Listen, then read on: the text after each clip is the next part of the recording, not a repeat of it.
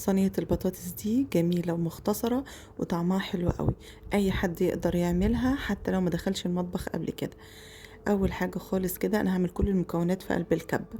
دي بصلة كبيرة كده وعليها 4 طماطمات صغيرين، واحط عليهم قرنين شطة كده، واحدة حمرا وواحدة خضرا حراقين حلوين كده.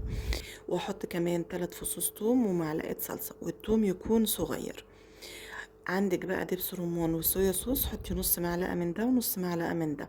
لو مفيش اي مشكلة. هحط عليهم ربع كوباية زيت، ومش هحط اي دهون تانية.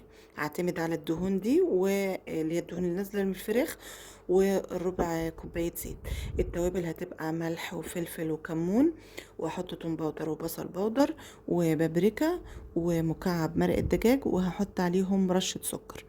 هحط كمان بقى كوباية مية صغيرة كده، واخلط كل الخليط ده.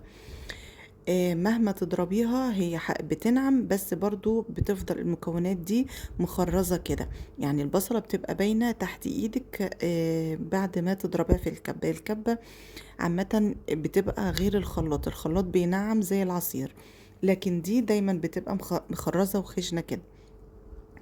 كنت بقى مقطعه البطاطس كده، قطعيها تقطيعه تكون تخينه شويه علشان تستحمل ما تنهريش معاكي. واحلى بطاطس تعمليها اللي هي بتبقى بتاع القليه بتاع التحمير، علشان تستحمل معاكي برضو ما تنهريش بسرعه. هاخد نص التتبيله واحطها على البطاطس كده واقلبها. مش هحط اي دهون تاني، زي ما بقول لكم هعتمد على الربع كوبايه زيت وعليها ولسه هينزل دهون الفرخه يعني. بعد كده هجيب الطبق بقى والصينية اللي هتدخليها الفرن، وهحط البطاطس كده.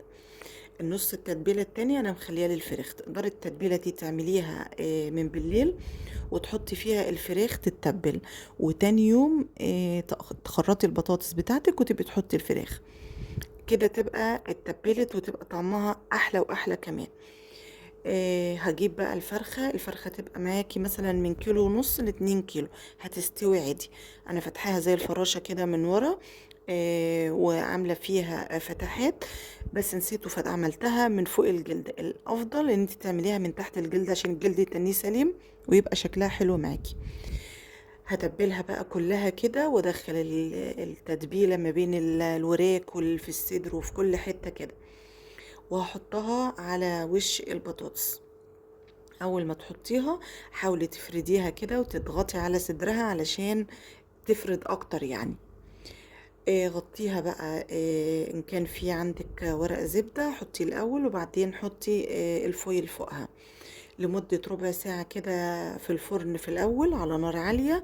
وبعد كده تكشفي الغطا بتاعها، وتخلي النار مثلا على 190، وتسيبيها بقى براحتها لحد ما تستوي وتحمر. لو ما خدتش لون كده افتحي الشواية تاخد لون معاكي، تبقى بالشكل ده. بجد ريحتها حلوة قوي وسهلة قوي، واي حد زي ما بقول لكم ما دخلش المطبخ قبل كده يقدر يعملها، لانها مش بتحتاج شغل كتير، كله في قلب الكبة وبتتخرط وتبقى سهلة. البطاطس معايا مستوية خالص، وفي نفس الوقت ماسكة نفسها كلها هي ومش مهرية في قلب الصينية. والفراخ برضو مستوية خالص وجميلة. ريحتها روعة وسهلة زي ما قلت لكم. جربوها وإن شاء الله هتعجبكم، وبألف هنا.